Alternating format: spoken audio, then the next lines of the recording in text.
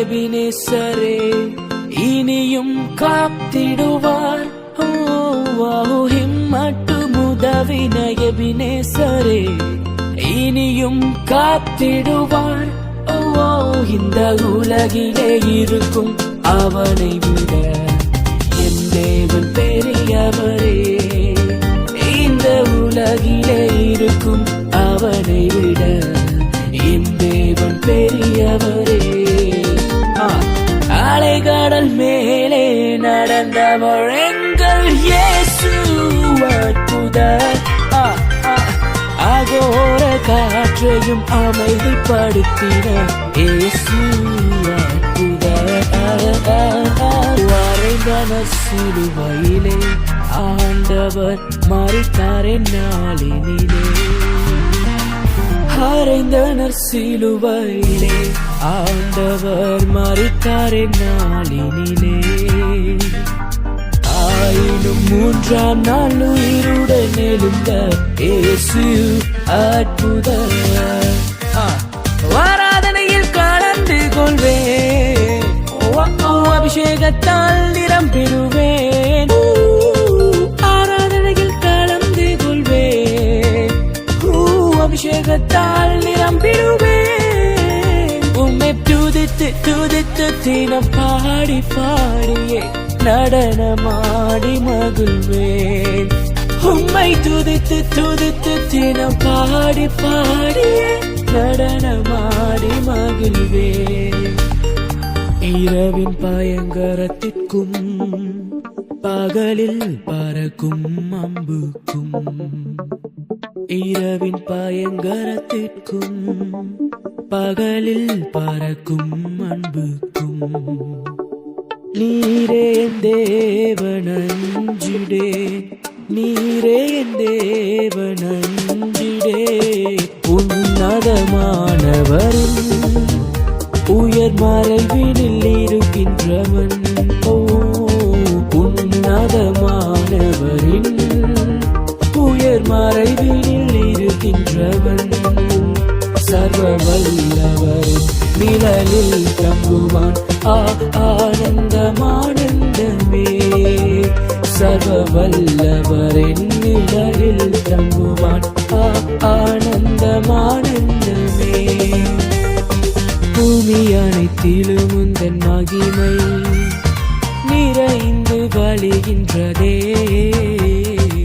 ஆலயத்திலும் உந்தன் மகிமை அலை அலையாய் அசைகின்றதே. பூமி அனைத்திலும் உந்தன் மகிமை நிறைந்து வழிகின்றதே.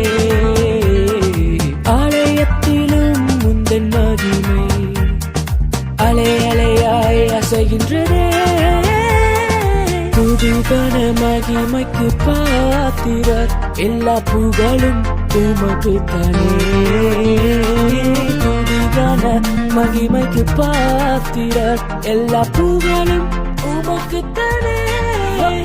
நீ பரிசுத்தர் பரிசுத்தர் பரிசுத்தர் எங்கள் பரலோக ராஜாவே. இந்த வானம் பூமியுள்ளோர் யாரும் உந்தன் நாமத்தை உயர்த்தட்டுமே. நீர் பரிசுத்தர் பரிசுத்தர் பரிசுத்தர் எங்கள் பரலோக ராஜாவே. இந்த வானம் பூமியுள்ளோர் யாரும் உந்தன் நாமத்தை உயர்த்தட்டுமே. கல்லும் அல்ல மண்ணும் அல்ல கல்லான சிற்பம் அல்ல ஜீவனுள்ள தேவன் வழிதானையா. கல்லும் அல்ல மண்ணும் அல்ல கல்லான சிற்பம் அல்ல ஜீவனுள்ள தேவன் வழிதானையா. ரூபமும் உமக்கில்லை சொரூபமும் உமக்கில்லை, ஆவியாயிருக்கின்ற ஆண்டவரே. ரூபமும் உமக்கில்லை சொரூபமும் உமக்கில்லை, ஆவியாயிருக்கின்ற ஆண்டவரே. நீரே வழி நீரே சத்தியம் நீரே ஜீவன், வேறு ஒரு தெய்வம் இல்லை நீரே தேவன். நீரே வழி நீரே சத்தியம் நீரே ஜீவன், வேறு ஒரு தெய்வம் இல்லை நீரே தேவன். அக்கினியின் சூளையில் வெந்து வந்து போகாமல் கிருபை தாங்கினதே. என் மூடி கூட கருகாமல் புகை கூட அணுகாமல் கிருபை தாங்கினதே. அக்கினியின் சூளையில் வெந்து வந்து போகாமல் கிருபை தாங்கினதே. என் மூடி கூட கருகாமல் புகை கூட அணுகாமல் கிருபை தாங்கினதே.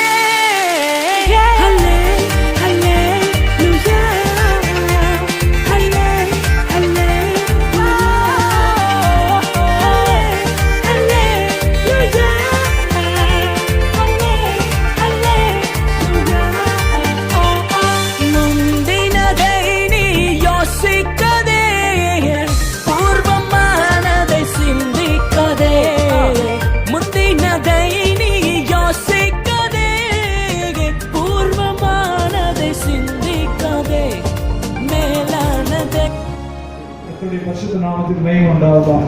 தேவனுடைய வார்த்தைக்கு நேரம் திரும்புவோம். ஜெபம். பரிசுத்தமுள்ள பிதாவே, கர்த்தராய் இருக்கிற இயேசு கிறிஸ்துவின் நாமத்தில் ஆசீர்வதிக்கப்பட்ட இந்த பகல் பொழுதுல பரிசுத்த ஆவியானவர் நீ வெளிப்படும்படியா, ஆண்டவருடைய ஜனத்தோட பேசும்படியா, பரிசுத்த ஆவியானவர் ஜீவனுள்ள தேவன் உடைய ஜனத்தோடு இடைபடும்படியா, ஆத்மாவை உயிர்ப்பிக்கும்படியா, உடைய சித்தத்தை வழிநடத்தும்படியா, வெளிப்படுத்தும்படியா கெஞ்சுகிறோம். ஆண்டவரே, நீர் ஒருவரே மகிமை எடுத்துக் கொள்ளுகிறோம். நீர் பெருகவும் நாங்கள் சிறுகவும் வேண்டும். எல்லா மகிமையும் கர்த்தர் ஒருவருக்கே செலுத்துகிறேன். இயேசு கிறிஸ்துவின் பரிசுத்த நாமத்திலேயே பிதாவே, ஆமென். எபிரேயருடைய புத்தகத்துக்கு நேராக நம்முடைய வேத புத்தகத்தை திரும்புவோம். பரிசுத்த ஆவியானவர் நேற்றும் என்னால உபவாச ஜெபத்துக்கு வந்தேன். ஆனால் உபவாசம் ஜெபிக்க முடியல, விழுந்து படுத்துட்டேன். சார் சபையிலே ஜெபிப்போடு வந்தா ஜெபிக்க முடியல, கொஞ்ச நேரம் கவர்மெண்ட் விழுந்து படுத்தேன் சபையிலே. அது ஒரு பலவீனமான சூழல். காலை வேளையிலும் இரவு வேளையிலும் ஆண்டவருடைய சமூகத்தில் தேவனே, நம்முடைய சரீரமாகிய சபைக்கு சொல்லத்தக்கதான் நம்முடைய வார்த்தையை தாரும் என் இருதயத்தை தாழ்த்தும் போது பரிசுத்த ஆவியானவர் ஒரு குறிப்பிட்ட சத்தியத்துக்கு என் ஆத்மாவை திருப்பினார். அது விசுவாசம் பற்றியது. சொல்லுவாமே, விசுவாசம் தேவனை மனுஷனை இணைக்கும். விசுவாசம் இல்லாதவர்கள் தேவனுக்கு பிரியமா இருக்க மாட்டார்கள் என்று ஆண்டவர் தெளிவாய் சொல்கிறார். எபிரேயர் நிருபத்துல பரிசுத்த அப்போஸ்தலனாகிய பவுலை கொண்டு ஆண்டவர் திட்டமாய் உரைக்கிறார். விசுவாசம் தான் மனுஷனை தேவனோடு ஒட்டி வைக்கிறது. சொல்லுவாமே, விசுவாசம் மனுஷனை தேவனோடு ஒட்டி வைக்கிறது. 11ஆம் அதிகாரத்துல 1ஆம் வசனத்திலிருந்து வாசிப்போம். விசுவாசமானது நம்பப்படுகிறவைகளின் உறுதியும் காணப்படாதவைகளின் நிச்சயமாய் இருக்கிறது. தயவு செய்து கவனிங்க, விசுவாசமானது அறிவு கிடையாது. நீங்க நிறைய பேரு சொல்லாமே, நான் கொஞ்சம் சுருக்கமாக வரிசையாக சீக்கிரமாக சொல்லிக் கொண்டு வருகிறேன். விசுவாசம் என்பது சொல்லுங்க, மூளை அறிவினால உண்டாகிறது அல்ல, மூளையினால உண்டாகிறது அறிவு. சொல்லுங்க, நீங்க தேவன் நல்லவர், தேவன் நல்லவர் அப்படின்னு சொல்லுகிறது அறிவு. அவரை ருசித்து பார்க்கிறது விசுவாசம். சொல்லுங்க, இயேசு நல்லவர் என்பது அறிவு. இயேசு கிறிஸ்து இரக்கமுள்ளவர், தயவுள்ளவர், நல்லவர், ஜீவனை கொடுக்கிறவர், அவர் அன்பு கூர்ந்து தன் ஜீவனையை கொடுத்தவர். இது இயேசுவை பற்றிய அறிவு. சொல்லுங்க, இயேசுவை யார் கெட்டவர்னு சொல்ற? உலகத்துல இயேசுவை கெட்டவர் சொல்றேன். தேவனுக்கு விரோதமான சில கொள்கைகளோடு சொல்லிட்டு இருக்கான். இஸ்லாமியர்கள் இயேசுவை கெட்டவர்னு சொல்றாரு. அவனுக்கு தெரியாது இயேசுவை என்ன சொல்லிட்டு இருக்கிறாங்க. ஈசா நபின்னு தான் சொல்றாங்க. ஈசா நபி, அவர் ஒரு தூதர், முடிஞ்சு போச்சு. ஆயிரக்கணக்கான தூதர் அவர் ஒருத்தர் வந்தார் போனாருன்னு சொல்லிட்டு இருக்காங்க. ஈசா நபின்னு சொல்லி இன்னும் நிறைய இந்த யூடியூப்லாம் பார்க்குற பெரிய இந்த இந்து சாமியார்கள்லாம் அவங்க இயேசு பெருமான் நல்லவர் அப்படின்னு சொல்லுவாங்க. இயேசு பெருமான் பாருங்களேன், நமக்கு வந்துட்டு இருக்கோம் நிறைய யூடியூப் வாட்ஸ்அப். இயேசு பெருமான் நல்லவர், இயேசு பெருமானை போல தியாகம் உள்ளவர் யாரும் இல்லை. கிறிஸ்துமஸ் சமயத்தில் எல்லா தலைவர்களும் சொல்லிட்டு இருப்பாங்க. போட்டுக்காட்டு கிறிஸ்துமஸ் போய் கேட்க வெட்டி, இயேசு பெருமான் நல்லவர், அவர் தியாகம் செய்தவர், அவர் ரத்த சிந்தவர், சிலுவை மரத்தில் ஜீவனை கொடுத்தவர். இயேசு பெருமான் நல்லவர், ஆனால் நாங்கள் மறந்துருக்க மாட்டோம். அவர் சொன்ன மாதிரி நாங்கள் செய்ய மாட்டோம். பிரச்சனை அங்கதான் இருக்கு. சொல்லுங்க, தேவ மனுஷன் சொன்ன, நீ நல்லவர்கள் சொன்னாலும் சொல்லாக்கே ஒரு நல்லவர் தான். சொல்லுங்க, அது பரிசுத்தர், பாவம் இல்லாதவர், நாசற்றவர், குற்றமற்றவர், அதே சமயம் நீதி செய்கிறவர். அதே சமயம் நீதி செய்கிறவர். கர்த்தருடைய பரிசுத்த நாமத்துக்கு மகிமை. இயேசு நல்லவர் என்று சொல்கிறது அறிவு. இயேசு நல்லவர் என்பதை நீ ருசித்து பார்க்கிறது விசுவாசம். சொல்லுங்க, இயேசு கிருபை உள்ளவர் என்பது அறிவு. அந்த கிருபை உன் வாழ்வில் வரும்போது அது விசுவாசம். சொல்லுங்க, அறிவு வேற, விசுவாசம் வேற. அவர் தயவுள்ளவர், கிருபை உள்ளவர், அவர் ஆசீர்வதிக்கிறவர், வல்லமை உள்ளவர், பெரிய காரியங்களை செய்கிறவர், குணமாக்குகிறவர். இது அறிவு. சொல்லுங்க ஆமென். அவர் என்னை கொண்டு எனக்கும் செய்வார் என்பது விசுவாசம். அது இரண்டாவது படி. அதனால வேதம் சொல்கிறது, தேவன் விசுவாசிக்கிறவர்களிடத்தில் தான் அற்புதம் செய்கிறார், அந்த அறிவு உள்ளவர்களிடத்தில் அற்புதம் செய்யல. இயேசு நல்லவர்கள் நினைக்கிறதுனால அற்புதம் நடக்காது. இயேசு தயவுள்ளவர், கிருபை உள்ளவர், அவர் சகாயம் செய்கிறவர், என்னை உயர்த்துகிறவர். இந்த அறிவு உனக்கு ஆசீர்வாதத்தை கொண்டு வராது. சொல்லுங்க ஆமென். அது இரண்டாவது படி இருக்கு. சொல்லுங்க ஆமென். அதைத்தான் பரிசுத்த பவுல் சொல்கிறார்.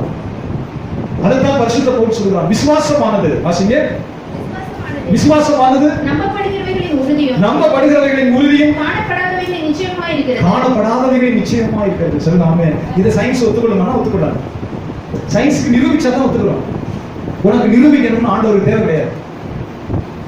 எத்தனை இடத்துல யூதர்கள் கேட்கிறாங்க, நீ நிரூபி, தேவகுமாரனா நிரூபி, எங்களுக்கு ஒரு அடையாளத்தை காட்டு.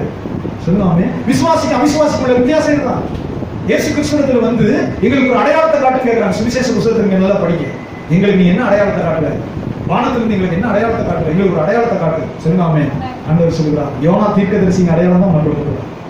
யோனா தீர்க்கதரிசியின் அடையாளம் மட்டும்தான் உனக்கு கொடுக்கப்படும், வேற அடையாளம் கொடுக்கப்படாது. ஏன்? யோனா தீர்க்கதரிசி பூமியின் வயிற்றுல, மண்ணுல, அந்த திமிங்கலத்துக்குள்ள, பெரிய மீனுடைய வயிற்றுக்குள்ள 3 நாள் இரவு பகலா இருந்தான்.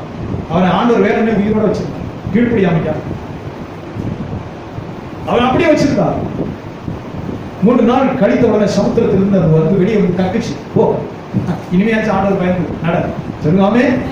ஆண்டவர் சொல்ற, யோனா தீர்க்கதரிசி இஸ்ரவேல் மக்கள் எல்லாருக்கும் தெரியும், யூதருக்கு தெரியும். யோனா தீர்க்கதரிசி இஸ்ரவேல் மக்கள் எல்லாருக்கும் தெரியும். யோனா தீர்க்கதரிசி தெரியாத ஆள் கிடையாது, மோசேயை தெரியாத ஆள் கிடையாது. சொல்லுங்க ஆமென். ஆண்டவர் சொல்றார், யோனா தீர்க்கதரிசியின் அடையாளம் மட்டும் கொடுக்கப்படும். சொல்லுங்க ஆமென். அதோட சேர்த்து இன்னொரு அடையாளம் சொல்றார், இந்த ஆலயத்தை இடித்து போடுங்க, 3 நாள்ல கட்டுங்க. 46 வருஷம் ஆச்சு இந்த ஆலயத்தை கட்ட. இந்த ஆலயத்தை கட்டுறது 46 வருஷம் பிரம்மாண்டமா கட்டிருக்கமே, 3 நாள்ல நீ இடிப்பியோ? சொல்லுங்க ஆமென். ஆண்டவர் தன்னுடைய சரீரத்தை தான் சொல்றார். ரெண்டும் ஒரே அடையாளம் தான். பூமியின் வயிற்றுக்குள்ள இருக்கிறதும் ஒரே அடையாளம் தான். இந்த ஆலயத்தை இடி, 3 நாள்ல கட்டுவேன். ரெண்டுமே ஒண்ணுதான், ரெண்டுமே ஆவிக்குரியதான் சொன்னார். அவர்கள் கேட்டது பூமிக்குரிய அடையாளம், யூதர்கள் கேட்கிறது பூமிக்குரிய அடையாளம். கண்ணு முன்னாடி ஏதாவது அக்கினி இறக்கி பார்ப்போம், கண்ணு முன்னாடி அதை செய் இதை செய், ஆண்டவர்கள் செய்ய. சொல்லுங்க ஆமென். சொல்லுங்க ஆமென். இன்னைக்கு நம்ம அப்படி போனோம்னா அவர்களை போலவே போயிடுவோம். அதனாலதான் பவுல் சொல்கிறான், யூதர்கள் அடையாளத்தை தேடுகிறார்கள், கிரேக்கர் ஞானத்தை தேடுகிறார்கள், நாங்களோ சிலுவையில் அறையப்பட்ட இயேசு கிறிஸ்துவை எங்களுக்கு பிரசங்கிக்கிறோம். அவரே எங்களுக்கு தேவனால் ஞானமும் நீதியும் மீட்பும். ஆமென். யூதர்கள் அடையாளம் காட்டினா தான் நம்புறாங்க. நீ நம்ப வேண்டாம். கிரேக்கர்கள் அறிவு சார்ந்தவன், பிளாட்டோ, சாக்ரட்டிஸ், இங்கர்சோ, தூரம் அறிவு வரவன். பிளாட்டோ உங்களுக்கு தெரியும், கல்லூரியில் படித்தவங்க. பிளாட்டோ, இங்கர்சோ, மார்க்ஸ், இவன் பூரா அறிவு ஞானத்தை பத்தி சொல்லக்கூடிய பிலாசபி, தியாலஜி. சாமியார் ரோமன் கத்தோலிக் பாதிரியார்கள் படிச்சு பார்ப்பாங்க, 7 வருஷம் படிப்பாங்க. தியாலஜி, பிலாசபி, செமினரியில இறையியல் கண்டதே படிப்பாங்க, பயிர் மட்டும் படிப்பாங்க. கடைசியில் சிங்கள பார்த்தீங்கன்னா அது காலில் நடக்கிற தூரம் தான் சொல்லிட்டு இருப்பாங்க. அது சும்மா ஒரு கொஞ்சோட முழங்கால் கீழே தான் இருந்துச்சு, சும்மா நடந்தாங்க. பைபிள எதுக்குங்க 7 வருஷம் படிச்சுட்டு ஆனால் பைபிள படிக்க மாட்டாங்க. Theology, philosophy. சொல்லுங்க ஆமென்.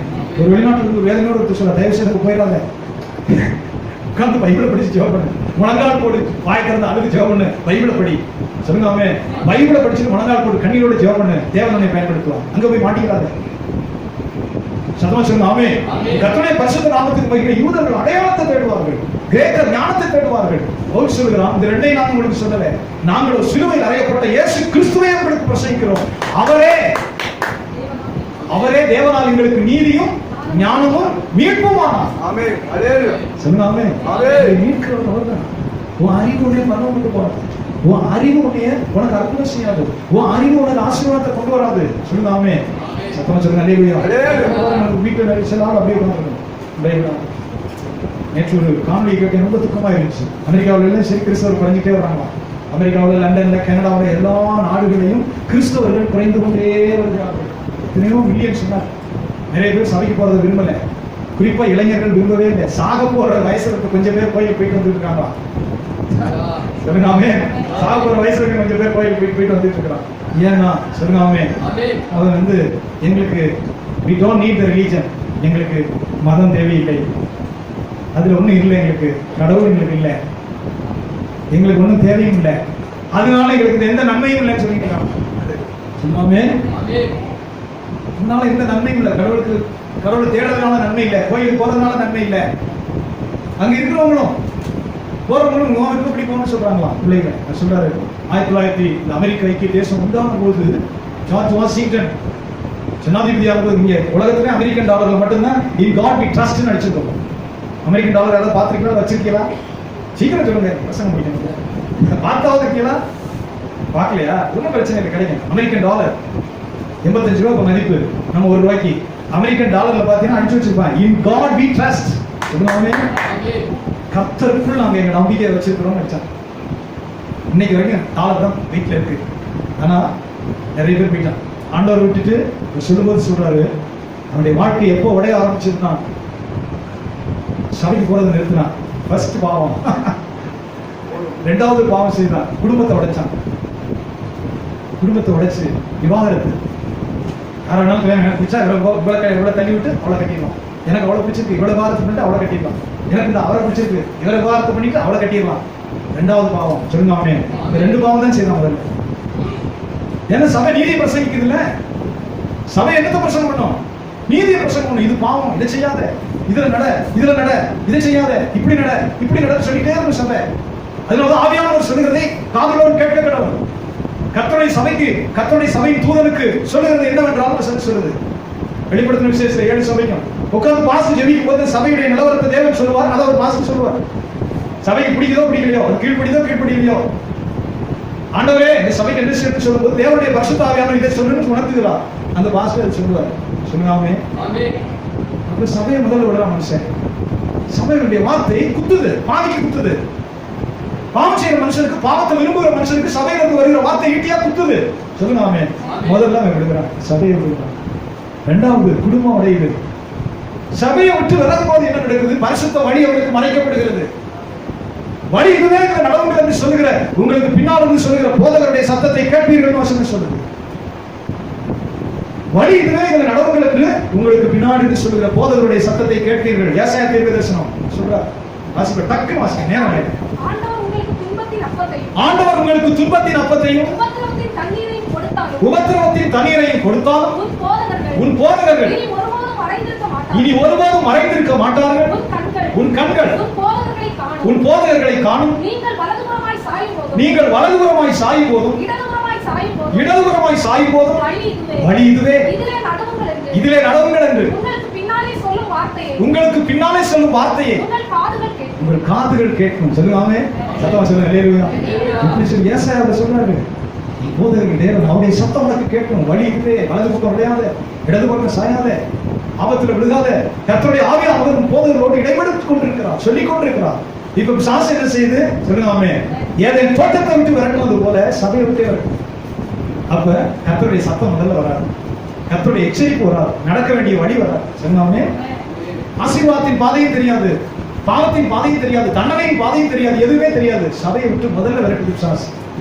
ரெண்டாவது அது கையை வைக்கிற இடம் குடும்பம். கர்த்தருடைய பிள்ளைகள் ரொம்ப கவனமா இருக்கு. சொல்லுங்க ரெண்டாவது சத்தம் கையை நீட்டுகிற இடம் குடும்பம். அதுதான் நடந்தது. உலகம் பூரா நீங்க நடந்துட்டு இருக்கு, உலகம் பூரா நடந்துட்டு இருக்கு. குடும்பம், அருமையான மனைவி, நல்ல பிள்ளைகள், நல்ல ஆசீர்வாதம், நல்ல வேலையெல்லாம் இருக்கும். நல்ல மனைவி, அருமையான குடும்பம், சந்தோஷமா வாழ்றாங்க, திருப்தியா இருக்கிறாங்க, ஆசீர்வாதமா வாழ்றாங்க. சாஸ் கை அங்க தொடுது. சொல்லுங்க இவங்க முதல்ல சபையை விட்டு உடைக்காச்சு, ஓகே. ரெண்டாவது குடும்பத்தை உடைக்கணும். என்ன செய்யணும்? பாவத்தை விட்டு கணவனுக்குள்ள மனைவிக்குள்ள ஒரு இச்சையின் ஆவி, கணவனுக்குள்ள மனைவிக்குள்ள ஒரு இச்சையின் ஆவி, விபச்சாரத்தின் ஆவி. இந்த பெண்ணை விட இதுதான் எனக்கு நல்லா இருக்கும், இந்த ஆணை விட இதுதான் எனக்கு நல்லா இருக்கும். சொல்லுவாங்க அதுதான் நடந்து கொண்டு இருக்கிறது. குடும்பம் உடையும் போது என்ன செய்யும்? பிள்ளைகள் பிரிந்து போகணும். பிள்ளைகள் பிரிந்து போகும்போது என்ன செய்யும்? அதை கவனிக்கும். சின்ன பிள்ளைகளே அவங்க அபியூஸ் சொல்றாங்க. சின்ன பிள்ளைகளை தெருக்களில் தெரிய விடப்படுகிறார்கள். சாப்பாட்டுக்கு பாலியல் தொழில் செய்கிறவர்களாய் மாறி விடுகிறார்கள். ஏன்னா தாக்கம் ஒரு பக்கம், தாய் ஒரு பக்கம், என்ன யார் கவனிப்பா பிள்ளைகளை? முதல்ல அவன் ஆத்மத்தை விரட்டுறது, ரெண்டாவது அவனுடைய குடும்பத்தை உடைக்கிறது. பரிசுத்த வேத புத்தகத்துல, பழைய ஏற்பாட்டு புத்தகத்துல ஆண்டவர் மல்கியாவை கொண்டு அதை சொல்றாரு. சொல்லுங்க மல்கியா தீர்க்கதரிசன புத்தகத்துல சொல்றாரு, பழைய ஏற்பாட்டிலே சொல்றாரு. மல்கியா தீர்க்கதரிசன புத்தகத்துல உன் தேவனாகிய ஆண்டவர் உனக்கும் உன் இள வயதின் மனைவிக்கும் அவர் எப்படி இருக்கிறார்? சாட்சியா இருக்கிறார். மல்கியாவுடைய புத்தகம் கடைசி பகுதியில பாருங்க. இங்க மைக்ல வாசிப்போம், எல்லாம் ரெக்கார்ட் ஆகுது, பிரசங்கம் பூரா யூடியூப்ல ஓடும். வாசிப்போம். 2:14 ஆகையால் ஒருவனும் தன் இள வயதின் மனைவிக்கு துரோகம் பண்ணாதபடிக்கு உங்கள் ஆவியை குறித்து எச்சரிக்கையாய் இருங்கள். வெறுக்கிறேன் என்று தள்ளிவிடுதலை நான் வெறுக்கிறேன் என்று இஸ்ரவேலின் தேவனாகிய கர்த்தர் சொல்லுகிறார். இஸ்ரவேலின் தேவனாகிய கர்த்தர் சொல்கிறார். அப்படிப்பட்டவன் கொடுமையினால் தன் வஸ்திரத்தை மூடுகிறான் என்று சேனைகளின் கர்த்தர் சொல்லுகிறார். சேனைகளின் ஆண்டவர் சொல்லுகிறார். ஆகையால் நீங்கள் துரோகம் பண்ணாமல் உங்கள் ஆவியை குறித்து எச்சரிக்கையாயிருங்கள். ஆவியை குறித்து எச்சரிக்கையாயிருங்கள். சொல்லுவாங்க, ஒருவரும் தன் இள வயதின் மனைவிக்கு துரோகம் பண்ணாதபடிக்கு தன் ஆவியை குறித்து சில பேர் கேட்பாங்க, முதிர் வயதான மனைவிக்கு துரோகம் பண்ணாங்க. வசனம் சொல்கிறது, உனக்கும் உன் மனைவிக்கும் ஆண்டவர் சாட்சியாக இருக்கிறார். சொல்லுங்க அல்லேலூயா. உனக்கும் உன் மனைவிக்கும் இடையில தேவனாகிய கர்த்தர் சாட்சியாக இருக்கிறார். அவர்தான் சாட்சி. ஒரு மனைவிக்கு நீ துரோகம் செய்யாதபடிக்கு உன் ஆவியை குறித்து எச்சரிக்கையாயிருக்கும். சொல்லுங்க அல்லேலூயா. நிறைய பெரிய கொண்டே இருக்கு. சபைகள் ரெண்டாவது கையை நீட்டுறது சாசிங்க. முதல்ல தேவனை விட்டு தோட்டத்தை விட்டு வரட்டியாச்சு. ஏதேன் தோட்டத்துக்குள்ள அவனுக்கு ஒரு கஷ்டமும் கிடையாது. ஆதாமுக்கு ஏவாளுக்கு சாப்பாட்டு கஷ்டம் கிடையாது, தங்குற இடம் கஷ்டம் கிடையாது, தண்ணி கஷ்டம் கிடையாது. சின்ன பிள்ளை போல இருக்கிற ஆண்டவர் வந்து சிநேகிதர் போல பேசுறாரு. யோசித்து பாருங்க, ஒரு கதை கிடையாது. அங்க என்ன தொடங்குது? There is a pleasure, there is a peace, there is a prosperity in the garden of Eden. Eden தோட்டத்துக்குள்ள, வேலி அடைக்கப்பட்ட ஏதேன் தோட்டத்துக்குள்ள அவன் எதுக்கும் கவலைப்பட்டது கிடையாது. ஆதாம் சொல்லுங்காமே சந்தோஷத்தோடு இருக்கிறான், சமாதானத்தோடு தூங்குகிறான், கையை நீட்டி பறித்து சாப்பிடுறான். அவனுக்கு கொடுத்தது ஒரே ஒரு கட்டளை தான். ஆதாமுக்கு ஏவாளு கொடுத்தது ஒரே ஒரு கட்டளை தான். சொல்லுங்க, இதை மட்டும் சாப்பிடாது.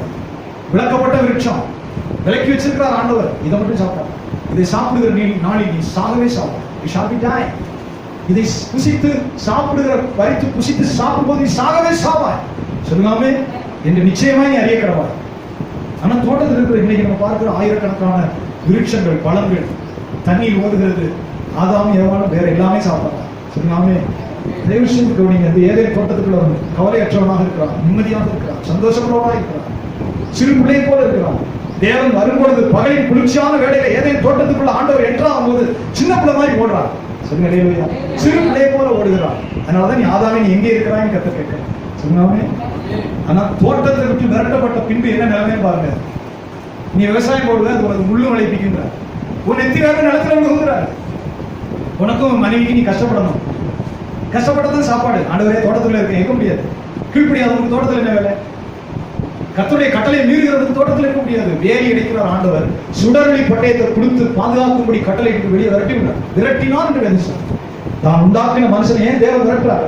சொன்னாமே, என்னைக்கு கீழ்ப்படியலையோ அதனாலதான் கீழ்ப்படிய உத்தமமான ஒரு புருஷனே ஆசையோட இதை செய்யன்னு சொல்றாரு மனைவிட்ட. கீழ்ப்படியலைன்னா பிரியம் வராது. வச்சு சோறு போடலாம், வடிக்கலாம், இதை செய்வான்னு சொல்றாரு ஒரு புருஷன் மனைவி இடத்துல. அதனால பைபிள் சொல்லுது, புருஷன் மனைவி இடத்துல சொல்றது மனைவி கீழ்ப்படிய கடவுளா சொல்லுச்சு. தகப்பன் பிள்ளைகள் செய்ய, பிள்ளை கீழ்ப்படிக்கணும். அதுதான் பாண்டேஜ். அவர் ரெண்டு பேரும் இணைக்கிற பாலம் அதுதான். சொல்லுங்காமே, நான் கீழ்ப்படிய மாட்டேன்னு சொன்னா அந்த பாலம் உடைக்கப்படுகிறது, உறவு உடைக்கப்படுகிறது. கீழ்ப்படியாத மனைவி இந்த புருஷன் அன்பு கூற முடியும். புருஷனுக்கு சொல்றாரு நீ அன்பு கூறன்னு சொல்றாரு, மனைவியை பார்த்து கீழ்ப்படி சொல்லுங்க. ஆமே. சிம்பிளா தெரியாம பெரிய கட்டளை.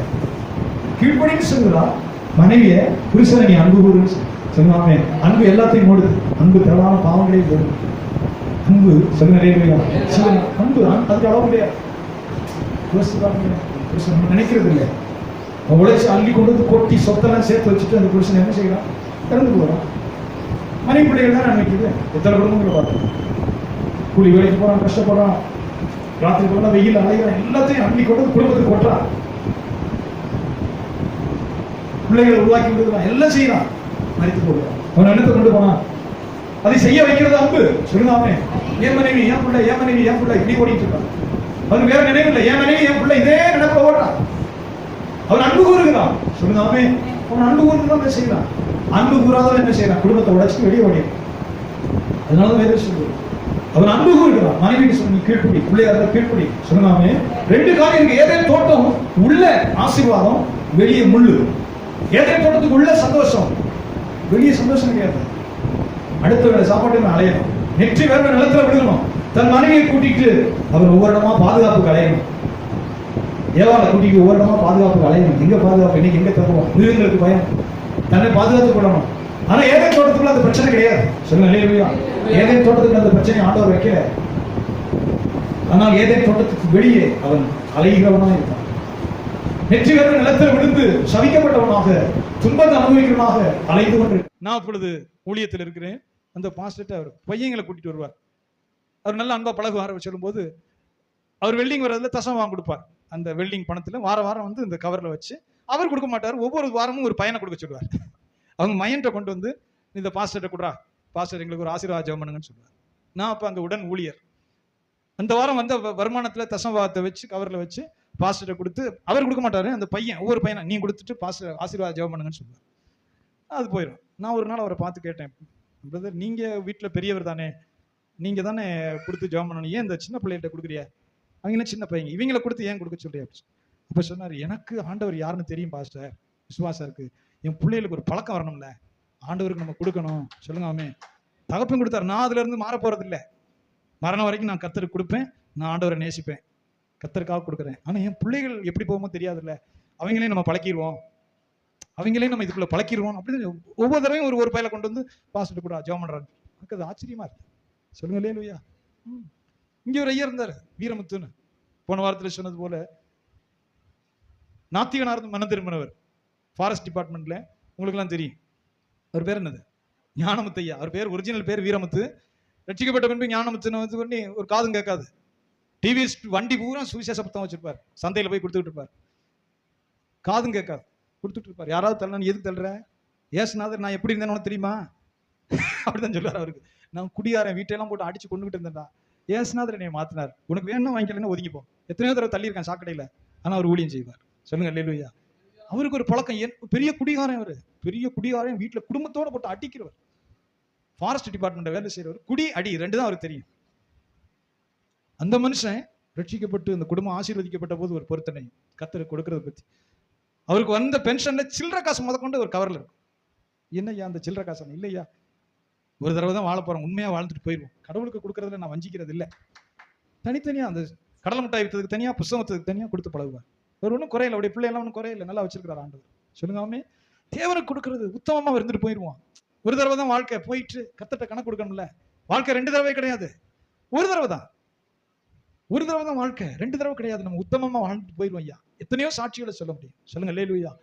கர்த்தருடைய வேத வாக்கியம் அதை சொல்லுகிறது. தேவ பக்தி உள்ள சந்ததியை பெரும்படிக்குத்தானே. சொல்லுங்க ஆமே.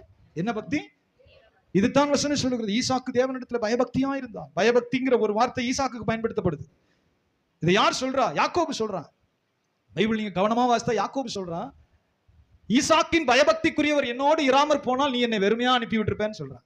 சொல்லுங்க ஆமே. ஈசாக்கினுடைய பயபக்திக்குரியவர், இந்த வார்த்தை மோஸ்ட் ரெவரண்ட் ஈசாக்குக்கு தான் மட்டும் பொருந்தும். அவன் தேவனிடத்துல விளையாடுறவன் கிடையாது, தேவனை பரீட்சை பார்க்கிறவன் கிடையாது, தேவன் அலட்சியம் பண்றவன் கிடையாது. ஈசாக்கு.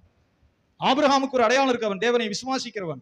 ஈசாக்குக்கு ஒரு அடையாளம் இருக்கு, அவன் தேவனிடத்துல பயபக்தியா இருக்கிறவன். சொல்லுங்க ஆமே. இந்த விசுவாசத்தை விட பயபக்தி கூடுனது, ரெவரன்ஸ் இருக்கு ஆங்கிலத்துல. சொல்லுங்க அல்லேலூயா. அப்படின்னா தேவனுக்கு பயந்து நடுங்கிறதுல அவன மாதிரி ஒரு மனுஷன் கிடையாது. ஆண்டவருக்கு பயந்து நடுங்கிறதுல ஈசாக்கு மாதிரி ஒரு மனுஷன் கிடையாது. வேதம் சொல்லுகிறது. இதை யாக்கோபு பார்க்கிறான். அவனுடைய பிள்ளைதான் யாக்கோபு. யாக்கோபு ஏமாத்துக்காரனா வளர்றான். பயபக்தியான தகப்பனுக்கு ஏமாத்துற பிள்ளைய வந்து வாய்க்கிறான் யாக்கோபு. அதனாலதான் தகப்பனை ஏமாத்துறான். கண்ணு தெரியாத காலத்துல தன்னுடைய சகோதரனுக்கு ஒரு சிகப்பு கூட கொடுத்து கையெழுத்து வாங்குறான். சேஷ்டபுத்திர பாத்த வித்துரு, தலை மகன், ஃபர்ஸ்ட் பார்ன், முதல் மகனுக்குள்ள எல்லாத்தையும் எனக்கு வித்துரு, அதுக்கு பதிலாக என்ன வேணும்? இந்த கேசரி வச்சுக்க. கேசரியை வச்சுக்கிட்டு இதை கொடுன்னு சொல்றான், கையெழுத்து வாங்கிடுறான். கண்ணு தெரியாத தகப்பனை ஏமாத்திடுறான். சொல்லுங்க ஆமே. ஆனா கொண்டு போய் மாட்டார் ஆண்டவர். 20 வருஷம் மாட்டார்.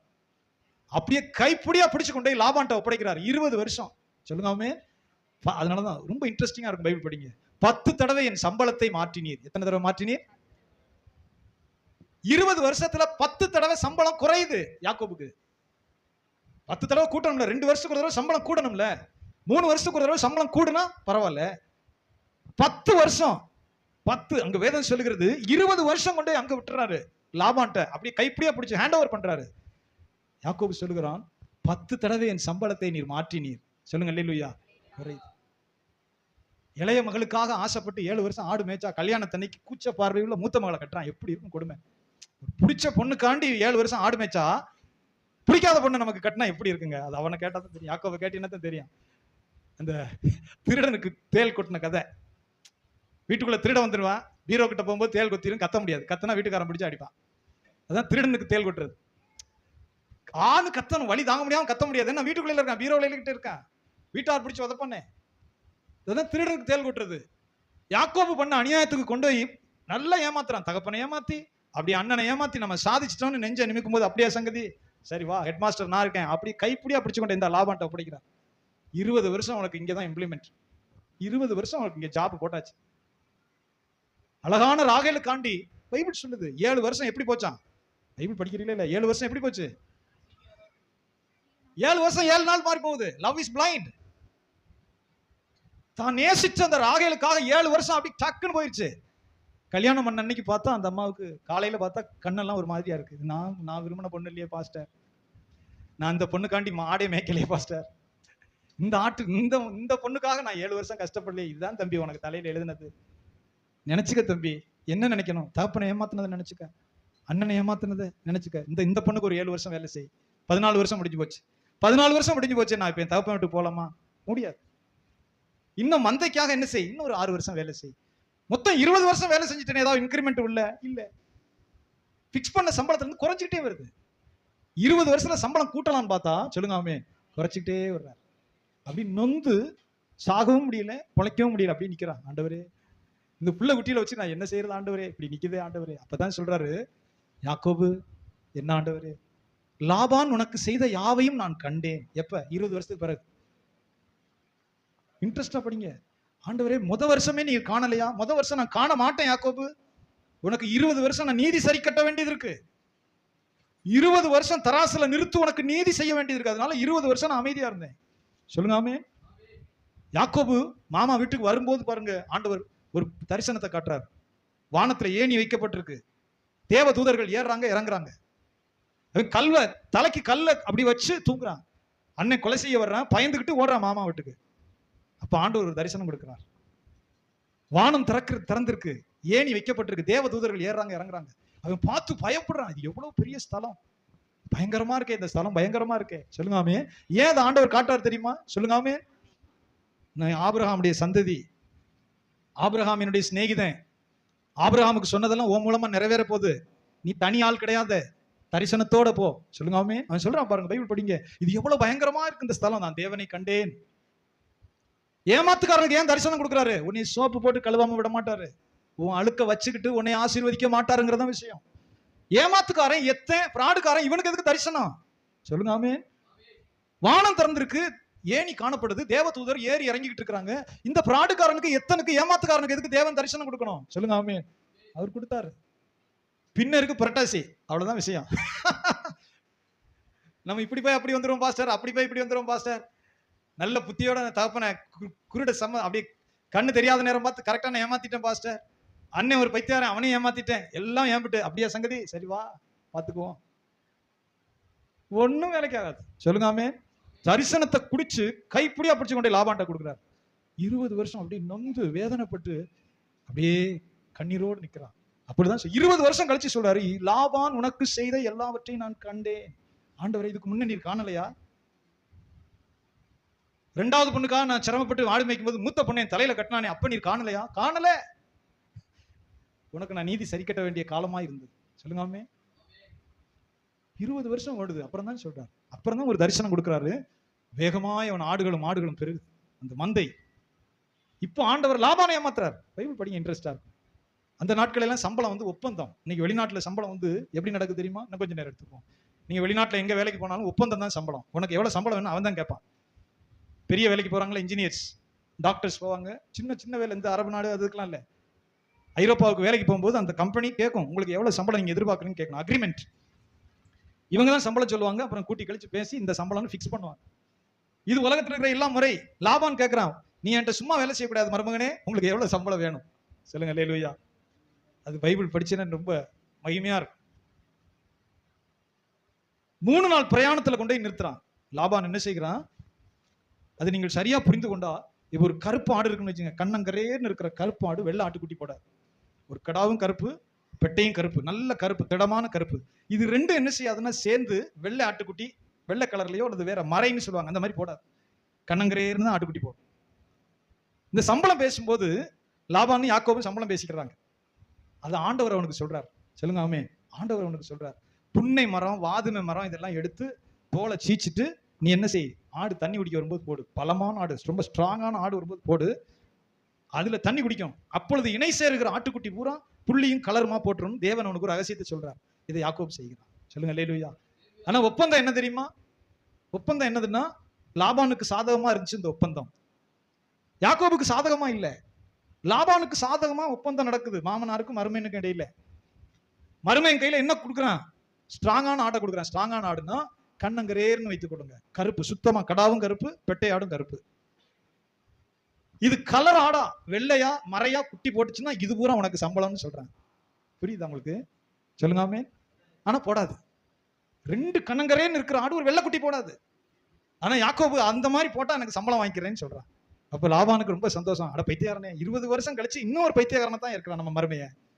20 வருஷம் கழிச்ச பிறகு என்னுடைய மருமக இன்னொரு பைத்தியக்காரன் தான் லாபான் நினைக்கிறான். ஆனா தேவன் தன்னுடைய வேலையை தொடங்குகிறார். சொல்லுங்க அல்லேலூயா. லாபானும் அவனுடைய குமாரரும் என்ன செய்யறாங்க? கலரா உள்ள மறையா உள்ள ஆடுகள், வெள்ளை செவலை கலரா உள்ள ஆடுகளை 3 நாள் பிரயாண தூரத்துல கொண்டு பிரிச்சு வச்சிடறான். யாக்கோபிட்ட ஒப்படைக்கப்பட்டது என்னது? சுத்த கருப்பான ஆடுகள். கண்ணங்கரேர்னு உள்ள ஆட்டை வச்சுக்க, வெள்ளையாவோ செவலையாவோ குட்டி போட்டுச்சுன்னா அது உனக்கு சம்பளம்னு சொல்றான். 2 பேரும் ஒத்துக்கிறாங்க. சொல்லுங்காமே. ஆனா தேவன் என்ன செய்யறாரு தெரியுமா? 20 வருஷம் கழிச்சு அப்படியே ரேடியோவை திருப்புறாரு. பைபிள் படிக்கும் போது தேனா இனிக்கணும். போட்ட குட்டி பூரா ஒரே களக்குட்டியா போடுது ஆடுகள். கண்ணங்கரேர்னு இருக்கு கடாவும் பொட்டையும், ஆனா குட்டி போடுறது வெள்ளையா போடுது. லாபானுக்கு ஒரே குழப்பம், என்னடா இது மாறி நடக்குது. சொல்லுங்காமே. இது நீங்க உங்களுக்கு ஆட்டு கதையா இருக்கலாம். வெளிநாட்டுல பூரா இதை பிரசங்கம் பண்ணிட்டு இருக்கிறான். பாலியாங்கிச்சோர் வந்து எல்லாரும் எங்கே விசுவாசம் எப்படி வேலை செய்யுதுன்னு பிரசங்கம் பண்றாங்க. How the faith is doing the miracles. யாக்கோபுடைய எண்ணம் எல்லாம் இப்ப என்ன தெரியுமா வந்துருச்சு? ஆட்டை பத்தி அவனுக்கு கவலை கிடையாது. கண்ணங்கரேர்னு கடா இருக்கு, கண்ணங்கரேர்னு பொட்டை ஆடு இருக்கு. ஆனா அவனுடைய விசுவாசம் போடுற குட்டி வந்து மறையாத்தான் போடும், வெள்ளையாத்தான் போடுன்னு எதிர்பார்த்துட்டே இருக்கிறான். அதனாலதான் ஆண்டவர் அவனுக்கு என்ன சொல்லுகிறான்? புன்ன மரம் வாதும மரத்தை எல்லாம் தோலை சீச்சிட்டு இந்த தண்ணியில போட்டு வை, அவனுடைய விசுவாசத்தை பலப்படுத்துறதுக்கு. அதை பார்த்துக்கிட்டு இந்த தண்ணி குடிக்கும், அப்புறம் பொழியும், ஆடு பொழியும். அந்த குட்டி பூரா கலரா தான் இருக்கும். சொல்லுங்காமே. ஒரே குழப்பம் லாபானுக்கு. இது என்ன நடக்குது இங்க? நானே ஏமாத்துக்காரன், நானே திருடேன், மறுமையினை ஒளிச்சு கட்டுவோன்னு பார்த்தா மாத்தி நடக்குதே. சொல்லுங்க அல்லேலூயா. அப்புறம் மாத்தி பார்த்து பாக்குறான். உறுதியுள்ள ஆடை கொடுத்து பாக்குறான். கலரா இருக்குல்ல, அதை கொடுத்துட்டு உறுதியுள்ள குட்டி போடணும். உங்களுக்கு புரியுற மாதிரி சொன்னா, நல்ல வெள்ளை கலர் செவலை கலர்லாம் யாக்கோட்ட கொடுத்துட்டு சம்பளத்தை மாத்தி பாக்குறான். ஒரிஜினலா கண்ணங்கரேர்னு போட்டா அதெல்லாம் உனக்கு சம்பளங்கிறான். மறுபடியும் அதே மாதிரி போடுது அந்த ஆடு. சொல்லுங்க அல்லேலூயா. இவ்விதமாய் யாக்கோபு விருத்தியானான்னு வசனம் சொல்லுது. யாக்கோபு தன் அறிவை கொண்டு விருத்தி ஆகல. ஆண்டவர் தன் கையை நீட்டி அப்படியே வேலை செய்யறார். அவர் டியூன் பண்றார். கண்ணங்கரேன்னு இருக்கிற ஆடு வெள்ளைக்குட்டி போடுமா? போடும் யாக்கோபு. 20 வருஷம் உனக்கு முடிஞ்சு போச்சு டயம். சொல்லுங்க அல்லேலூயா. போடுது. இவ்விதமாய் மடமடன்னு விருத்தி ஆகுறான். போடுற குட்டி பூரா கலராவே போட்டா என்னத்துக்காகும்? லாட்டரி சீட்டு மாதிரி விளையாட்டு இல்ல. கண்ணங்கரேர்னு ஒரு 500 ஆட்டை ஒப்பு கொடுத்துட்டு 500 ஆடும் வெள்ளைக்குட்டி போட்டா உனக்கு சம்பளம்னா அவ்வளவும் வெள்ளைக்குட்டியா 2-3 போட்டு தள்ளிச்சுன்னா என்னத்துக்காகும்? அதனாலதான் பைபிள் சொல்லுது, லாபானுடைய குமாரர் எல்லாம் வந்து என் தகப்பனுடைய சொத்தை நீர் எடுத்துக்கொண்டேன்னு சொல்றாங்க. அப்பதான் யாக்கோபு வீட்டை விட்டு கிளம்புறான். என் தகப்பன்கிட்ட பூரா நீ வஞ்சிச்சு எடுத்துக்கிட்ட, என்னமோ ஒரு சூழ்ச்சி பண்ணிட்ட. அந்த சூழ்ச்சி பண்ணது யாரு? லாபான். தேவனுடைய ஆசீர்வதிக்க வேண்டிய நேரம் வந்துருச்சு யாக்கோபுக்கு. 20 வருஷம் முடிஞ்சு போச்சு. அப்பதான் சொல்றார், நான் உன்னை ஆசீர்வதிப்பேன். சொல்லுங்க அல்லேலூயா. அவன் எவ்வளவு ட்ரிக்கா வேலை செஞ்சாலும் நான் உன்னை தூக்கிடுவேன். அவன் எவ்வளவு தந்திரம் பண்ணாலும் நான் அந்த டியூன் பண்ணுவேன். சொல்லுங்க ஆமென். 10 தடவை சம்பளத்தை மாத்தினாலும் சரி, என் நேரம் வரும்போது சுத்திடுவேன் ரேடியோவை. அவ்வளவுதான் விஷயம். சொல்லுங்க அல்லேலூயா. யாக்கோபு புரிந்து கொண்டான். புரிஞ்சுக்கிட்டு 12 பிள்ளைகள், 4 மனைவி, 2 பரிவாரம் அப்படியே கூட்டிட்டு இந்த ஆற்றை கடந்து வருகிறான். சொல்லுங்க அல்லேலூயா. இன்னும் ரொம்ப முக்கியமான சம்பவம், அப்பவும் ஆண்டவர் அவனை சரிப்படுத்துறார். கர்த்தர் நம்ம ஆண்டவருடைய பிள்ளைகள் நினைங்க, நம்மளை ஆண்டவர் கொடுக்கறது பெரிய ஆசீர்வாதம் நினைக்காதீங்க. நம்மளை சரிப்படுத்துறதா அவருக்கு வேலை. நம்மளை சரிப்படுத்துறதான் தேவன் விருப்பம் கொள்றவரா இருக்கிறார். நம்ம பிள்ளைக்கு ஒரு வேலை கிடைச்சுட்டா முடிஞ்சு போச்சு, நம்ம நல்லா வந்துட்டோம்னு நினைப்போம். அது இல்ல விஷயம். நம்ம பிள்ளைக்கு ஒரு நல்ல வேலை, நல்ல கல்யாணம், நல்ல பிள்ளைகள், நல்ல வீடு வாசலாம் வந்துட்டா நம்ம ஓகே, நம்ம ஆசீர்வாதமா வந்துட்டோம், சூப்பர். அது இல்ல ஆண்டவருடைய திருப்தி. நம்மளை சரிப்படுத்துறதுதான் ஆண்டவருடைய திருப்தி. சொல்லுங்காமே. இப்ப 2 மடங்கு ஆசீர்வாதத்தோட, 2 பரிவாரத்தோட, 12 பிள்ளைகளோட அப்படியே வர்றா. நீங்க நல்ல கவனிங்க, பைபிள் சொல்லுது, யாக்கோபு உன் தகப்பன் வீட்டுக்கு போன்னு சொல்றாரு. எனக்கு நேரத்துக்குள்ள முடிக்கணும். யாக்கோபு உன் தகப்பன் வீட்டுக்கு நான் உன்னோட இருப்பேன்னு சொல்றாரு. டக்குன்னு வாசிப்பீங்களா? நீ எழுந்து பாருங்க, தயவு செய்து பைபிள் புரியுங்க. எத்தனாவது அதிகாரம், எத்தனை வசனம்? 31:13. ஆதியாகமம் 31:13 வாசிங்கப்பா. இப்பொழுது நீ எழுந்து இந்த தேசத்தை விட்டு புறப்பட்டு உன் இனத்தார் இருக்கிற தேசத்திற்கு திரும்பி போ என்று சொன்னார். சொல்லுங்க அல்லேலூயா. கர்த்தர் யாக்கோபை நோக்கி உன் பிதாக்களுடைய தேசத்திற்கும் உன் இனத்தாரிடத்திற்கும் நீ திரும்பி போ நான் உன்னோட கூட இருப்பேன் என்றார். எவ்வளவு இதுல ஏதாவது சந்தேகம் இருக்கா? முடிப்பா, நிமிர்ந்து பாருங்க. சொல்லுங்க, இதுல யாருக்காவது சந்தேகம் இருக்கா? ரொம்ப தெளிவா சொல்றார். உன் தகப்பனுடைய வீட்டுக்கு தேசத்துக்கு திரும்பி போ, நான் உன்னோடு கூட. சத்தமா சொல்லுங்க, நான் உன்னோடு கூட. சத்தமா சொல்லுங்க, நான் உன்னோடு கூட. இதுல எந்த சந்தேகமும் இல்ல. சந்தோஷத்தோட ஆண்டவரே அப்பா லாவான்ட்ட இருந்து விடுவிச்சு போனா சொல்லுங்க ஆமென். கர்த்தர் சோப்போட கையில நிக்கிறார். கையில சோப்பு வச்சுக்கிட்டு அவனை குளிப்பாட்டுறதுக்கு. நான் உன்னோட இருப்பேன், நீ தாப்பன் வீட்டுக்கு போ, எல்லாம் உன்னை ஆசீர்வதிச்சு பேங்க் பேலன்ஸ் எல்லாம் கொடுத்தாச்சு, நீ தாப்பன் வீட்டுக்கு போ, உன் இனத்துக்கும் உன் தேசத்துக்கும் ஈசாக்க வீட்டுக்கு போன்னு சொல்லிட்டு சொல்லுங்க ஆமென். அங்க அவனை கிளப்பி விடுறாரு, ஏசாவை. சும்மா இருந்த ஏசாவை எல்லாரும் கத்திய தீட்டுங்க. 400 பேரும் தீட்டுங்க. 400 பேரும் கத்திய தீட்டிக்கிட்டு யாக்கோபை கொல்றதுக்கு வாங்கன்னு அங்க அவர் கிளப்பி விடுறாரு. பைபிள் சொல்லுதான் இல்லையா? இவனை இங்க கிளப்புறாரு, உன் தாப்பன் வீட்டுக்கு போ, எல்லாம் கொடுத்தாச்சு, உன் டைம் முடிஞ்சு போச்சு, உன் தேசத்துக்கு போ, உன் இனத்துக்கு போ, நான் உன்னோட இருப்பேன், இதுக்கு மேல என்ன வேணும்? இவன் அங்க போய் சேர்ற நேரத்துல சொல்லுங்க அல்லேலூயா, அங்க சொல்றாரு அண்ணன்ட்ட வஞ்சிக்கப்பட்ட அந்த ஏசாட்ட சொல்றாரு, கத்திய தீட்டுங்க, 400 பேரும் கத்திய தீட்டுங்க, படையெடுத்து யாக்கோபை நோக்கி வாங்க. பைபிள் சொல்லுதா இல்லையா? சொல்லுங்க ஆமே. அப்பொழுதுதான் வசனம் சொல்லுகிறது, யாக்கோபு மிகவும் பயந்து. சொல்லுங்க அல்லேலூயா. யாக்கோபு மிகவும், இதுதான் சோப்பு போடுற வேலை. நான் சாதிச்சுட்டேன் ஆய் ஊயிங்கல்ல, சோப்பு ஒரு கையில வச்சிருப்பாரு. தம்பி, அழுக்கு நீங்காம நீங்க இஸ்ரவேலா மாற முடியாது தம்பி. அழுக்கு நீங்க குளிப்பாட்டாகாம இஸ்ரவேலா மாற முடியாது. இஸ்ரவேல்ங்கிற பேர் சும்மா லேபிள் அடிச்சு நெத்தியில ஓட்ட மாட்டாரு. சொல்லுங்க ஆமென். யாக்கோபு ஏமாத்துக்காரன், ஃப்ராடுக்காரன், ஃப்ராட விரும்புறவன், பாவத்தை விரும்புறவன், அசுத்தத்தை விரும்புறவன், அநீதியை விரும்புறவனுக்கு இஸ்ரவேல் தேவ பிரபுன்னு லேபிள் அடிச்சு சும்மா ஃப்ரீயா நெத்தியில ஓட்ட மாட்டார். அப்படி ஒட்டவே மாட்டாரு. சோப் போட்டு கழுவி அப்புறம் தான் வெள்ளச்சட்டை. சொல்லுங்க அல்லேலூயா. பாஸ்டருக்கு அதான் விசுவாசிக்கிறது தான். நான் இப்படி போய் அப்படி வந்தேன், அது வேலைக்கு ஆகவே ஆகாது. அப்படியே போய் அழுகிறான். தேவனே, அந்த ஜெபத்தை வாசித்தேன்னா உங்களுக்கே எழுதும்.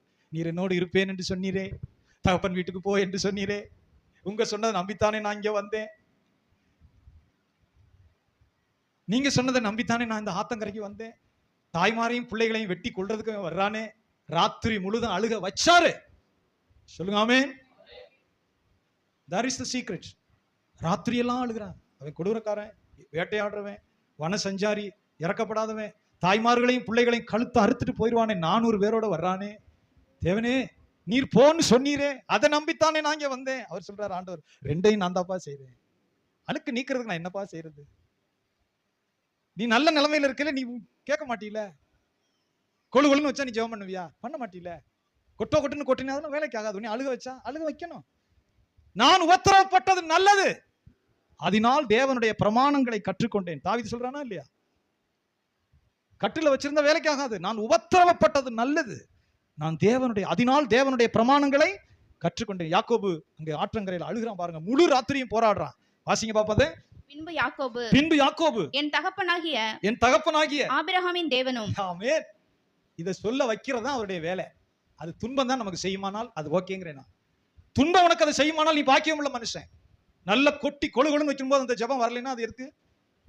இப்ப நெருக்கம், காலையில விடிஞ்சா வெட்டி கொண்டுருவான், காலையில விடிஞ்சா தலை உருளும், கத்திய தீட்டிட்டு அண்ணன் 400 பேரோட வர்றான். இப்ப யாக்கோபு தெரியுது, இப்பதான் கெஞ்சுறான். என்னைக்காவது இது மாதிரி ஒரு ஜெபத்தை யாக்கோபு பண்ணியிருக்கானு பைபிள் பாருங்க.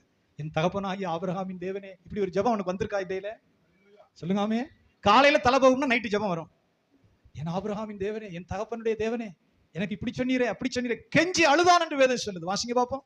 என் தகப்பனாகிய ஈசாக்கின் தேவனுமாய் இருக்கிறவரே, என் தகப்பனாகிய ஈசாக்கின் தேவனுமாய் இருக்கிறவரே, உன் தேசத்துக்கும் உன் இனத்தாரிடத்துக்கும் திரும்பி போ, உனக்கு நன்மை செய்வேன் என்று என்னுடனே சொல்லி இருக்கிற கர்த்தாவே, அடியேனுக்கு தேவரீர் காண்பித்த எல்லா தயவுக்கும் எல்லா சத்தியத்துக்கும் நான் எவ்வளவேனும் பாத்திரன் அல்ல, எவ்வளவேனும் தகுதியானவன் அல்ல, நான் கோலும் கையுமாய் இந்த யோர்தானை கடந்து கடந்து போனேன். இந்த யோர்தானை கடந்து போனேன். இப்பொழுது இவ்விரண்டு பரிவாரங்களையும் இந்த உடையவனானேன். 2 பரிவாரங்களையும் பெற்றுக்கொண்டவனாய் மாறினேன். என் சகோதரனாகிய ஏசாவின் கைக்கு என்னை தப்புவியும். அவன் வந்து என்னையும் பிள்ளைகளையும் தாய்மார்களையும் முறிய அடிப்பான் என்று அவனுக்கு நான் பயந்திருக்கிறேன். சொல்லுங்க அல்லேலூயா. அழுகுறான். ஜெபம் இல்ல, ஆண்டவரே பேசாம மாமனார் வீட்டுல இருந்திருப்பனே, என்னை இங்க போன்னு சொன்னீரே. சொல்லுங்க அல்லேலூயா. இப்படி மாட்டி விட்டுட்டீரே, அவனையும் கொண்டு வந்து நிறுத்தியிருக்கிறீரே, காலையில விடிஞ்சா தலையை உருட்டுவானே, தாய்மாருக்கு கூட இறக்கம் காட்ட மாட்டானே. சொல்லுங்க அல்லேலூயா. சோப்பு போட்டு கழுவாம விட மாட்டார். அது ஒரு அனுபவம். எல்லா மனுஷருக்கும் அதுதான் நீதியை சரி கட்டுது. அநேக நேரங்கள் ஆண்டவர் கிருபை உள்ளவர்னு சொல்லுங்க ஆமென். நம்ம நோக்கத்துக்குலாம் போக முடியாது. அவர் கிருபை உள்ளவர். எப்போதுமே மன்னிச்சுக்கிட்டு சும்மா ஊமச்சாமியா இருப்பாரு. கேட்ட இடத்துல கையெழுத்து போடுவாரு. அவர் பேசாம அட்ஜஸ்ட் பண்ணி கண்டுக்காம போயிட்டே இருப்பாரு. நோ, சொல்லுங்க ஆமென். நீதி சரி கட்டாம இஸ்ரவேல்ங்கிற பேர் உனக்கு வராது. அதனாலதான் ராத்திரியும் கெஞ்சி போடுறான், அழுகிறான், தேவ தூதனோட போராடுறான், கெஞ்சுறான். கெஞ்சி மன்றாடினான்னு வசனம் சொல்லுது. ஓசியாவுடைய புத்தகத்திலே இது வருது. தேவனை நோக்கி கெஞ்சினான், சர்வ வல்லவரை நோக்கி அழுதான், புலம்பினான். சீக்கிரம் வாசிங்க. யூதாவோடும் கர்த்தருக்கு வழக்கு இருக்கிறது. அவர் யாக்கோபை அவன் வழிகளுக்கு தக்கதாக விசாரிக்க போகிறார். அவன் கிரியைகளுக்கு தக்கதாக அவனுக்கு நீதியை சரி கட்டுவார். அவன் தாயின் கற்பத்திலே தன் சகோதரனுடைய குதிங்காலை பிடித்தான்.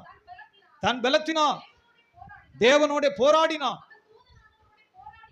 அவன் தூதனானவரோட போராடி மேற்கொண்டான். அழுது அவரை நோக்கி கெஞ்சினான். சொல்லுங்க அல்லேலூயா. சத்தமா சொல்லுங்க ஆமென். ஆதியாகமத்தில் நடக்கிறது அப்படியே சொல்றார். கர்த்தருடைய பிள்ளைகள் அழுது கெஞ்சுங்க. சொல்லுங்க வாலிபர்கள் சொல்றேன், சொல்லுங்க ஆமென். செபத்துக்கு நேரம் ஒதுக்கும். இன்டர்வியூ குப்பையெல்லாம் தள்ளிடு. கர்த்தாவே நேரம் ஒதுக்கு. பைபிளை படிச்சு ஒரு 1/2 நேரம் ஜெபம் பண்ணு. வீட்டு மாடி இருக்கா, ரூம் இருக்கா, பிரச்சனை எல்லாம் சொல்லி ஜெபம் பண்ணு. கிருபை உண்டா. சொல்லுங்க அல்லேலூயா. என்ன பிரச்சனை கர்த்தர் மாத்திடுவார். தேவனை தேடும்போது பிரகாசம் உண்டாயிரும். ஒரு நொடி 20 வருஷ கஷ்டத்தை கர்த்தர் ஒரு நொடியில மாத்துறார். குட்டி போட்டு பழுகி பெருகிருச்சு. நம்ம நல்லா வந்துட்டோம்னு நினைக்கல, அவன் ஆத்மாவை சுத்தப்படுத்துறார். 2 காரியம் நடக்கும். சரீர பிரகாரமா ஆடு மாடு ஒட்டவன் 4 மனைவி 12 பிள்ளைகள், பெரிய மனுஷனா மாறிட்டான் யாக்கோபு. இப்ப இவனுக்கு இஸ்ரவேல்னு லேபிள சும்மா ஒட்ட முடியாது. சொல்லுங்க ஆமென். இவன் உள்ளத்துல ஒரு மாற்றம் வரணும். அதுக்கு தான் அவர் அங்க இருந்து கிளப்பி விடுறாரு 400 பேரோட. சொல்லுங்க ஆமென். இவன் உள்ள எப்பங்க உடைஞ்சு அழுவான்? உயிருக்கு பயந்து அழுகிறான். இப்ப தேவனே காலையில கொள்ளுவானே ஆண்டவரே, தாய்மாரப்புறம் கொல்ல போறானே ஆண்டவரே. சொல்லுங்க ஆமென். நான் எவ்வளவு லஞ்சம் கொடுத்தாலும் வாங்க மாட்டானே, என்ன லஞ்சம் வேற கொடுத்து பாக்குறான். பைபிள் படிங்க. யாக்கோபு ஆடு மாடு அதுல எல்லாம் ரொம்ப சிறப்பானதெல்லாம் கொடுத்து விட்டுறான் அண்ணனுக்கு. கேட்டா உங்களுடைய அடியானாகிய யாக்கோபு கொடுத்தது தயவு காண்டி. அண்ணனுக்கு ஒரு லஞ்சம் வேற. இது எல்லாமே ஆண்டவர்கிட்ட வேலைக்கு ஆகல. சொல்லுங்க அல்லேலூயா. கடைசியா கொண்டே நிறுத்துறாரு. ஒரு ஃபுல் நைட் ஜெபம், முழு இரவு ஜெபம். அழுகிறான், கெஞ்சுறான். அப்பதான் சொல்றாரு, இனி உன் பேர் யாக்கோபு என்னப்படாமல். உள்ளம் கர்த்தர்ட்ட திரும்பும் போதுதான் அந்த டேபிள் வரும். அதுக்கிடையில வரவே வராது.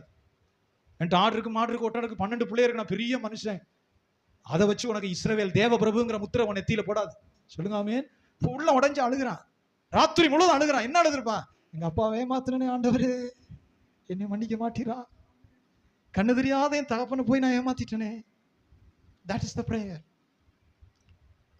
ஒன்னும் தெரியாத வெகுளியான எங்க அண்ணனை ஏமாத்தினே. நான் பாவி ஆண்டவரே, என்னை மன்னிக்க மாட்டீரா. சொல்லுங்க ஆமென். அதை கடவுள் எதிர்பார்த்தார்.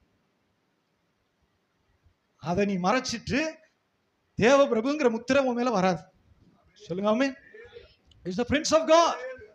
தேவனுடைய பிரபுங்கிற பேரு யாக்கோபுக்கு குத்தவே மாட்டாரு. அந்த ராத்திரி முழுதும் அழுகிறான். எதை நினைச்சு அழுகிறான்? எனக்கு இன்னும் கொஞ்சம் ஆடுதாங்க, இன்னும் கொஞ்சம் ஆடுதாங்க. அதுக்கு அழுகலவன். அதெல்லாம் படபடையா நிக்குது. ஆடு மாடு ஒட்டகம் 12 புள்ள, வேலைக்காரன் வேலைக்காரி பூரா பெரிய கூட்டமா நிக்குது.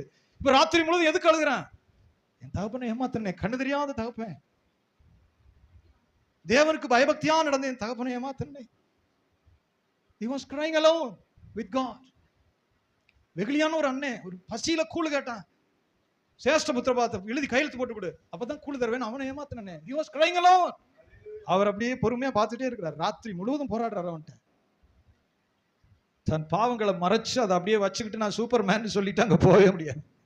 சொல்லுங்க அல்லேலூயா. எதுவா இருந்தாலும் சரி, பாவத்தை மறைச்சு ஒளிச்சு ஆதாமை போல மூடி இது சரிதான், நான் செஞ்சது சரிதான் சொல்லிட்டு நீங்க போனா யாக்கோபா தான் போகலாம். தேவ பிரபுங்கிற முத்திரையை மேல போடவே மாட்டார். சொல்லுங்க ஆமென். நீங்க கொடுக்குற ஆடு மாடுக்கு அவர் பிரியப்படுறாரு இல்ல, அவர் அதை அவர் கொடுத்துருவாரு. ஆடு மாடு ஒட்டகம் வேலைக்காரலாம் அவர் கொடுத்துருவாரு. அந்த உத்தமம். அதனாலதான் வசனம் சொல்லுங்க, ராத்திரி முழுவதும் அழுது கெஞ்சி சொல்றாரு, நான் பொழுது விடியுது நான் போறேன். சொல்லுங்க அல்லேலூயா. பொழுது விடியுது நான் போறேன். கெஞ்சுகிறா, நீர் என்னை ஆசீர்வதித்தால் ஒழிய நான் உண்மை போக விட மாட்டேன்னு இருக்கிறான். என்ன ஆடு மாடை கேட்டுக்கிட்டு இருக்கிறான், இன்னும் கொஞ்சம் ஆடு, இன்னும் ஒரு நல்ல ஒரு ஜாதி மாடா கொடுங்க. ஆண்டவரே, என் மேல கரை இருக்கு ஆண்டவரே, நான் ஏமாத்துக்காரேன்னு கரை இருக்கு ஆண்டவரே, நான் துஷ்டன் ஏமாத்துக்காரன் தகப்பேன், என்ன யாரை பார்த்தாலும் ஏமாத்திடுவேன், அந்த கரை என் மேல படிச்சிருக்கு, அதை நீங்க தள்ளி விடுங்க. அதைத்தான் கேட்கிறான். நீர் என்னை ஆசீர்வதித்தால் ஒழிய நான் உண்மை போக விடேன். அதைத்தான் கேட்கிறான். வேற என்ன கேட்கிறான்? சொல்லுங்க ஆமென்.